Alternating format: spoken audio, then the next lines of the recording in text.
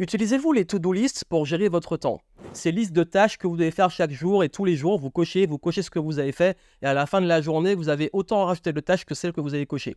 Et dès que vous commencez vos journées, vous voyez votre longue liste de tâches à accomplir qui vous génère souvent de l'anticipation négative, du stress et vous dire «Ah, encore une longue journée». Et parfois, j'ai coché plein de choses et je n'ai pas pour autant l'impression d'avoir réellement avancé. Quel est le problème?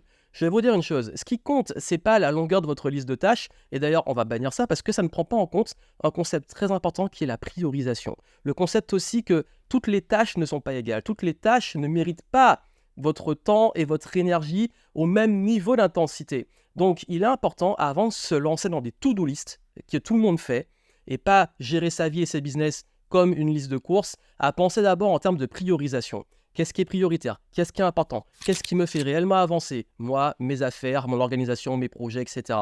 Et seulement après, quand on a réussi à hiérarchiser, prioriser, systémiser les choses, là, on peut éventuellement avoir une petite liste, mais on la vit mieux parce qu'on sait qu'on est au contrôle, on a du recul et qu'on va pouvoir hiérarchiser dans le bon ordre par rapport à l'ordre des priorités, selon en plus votre niveau d'énergie.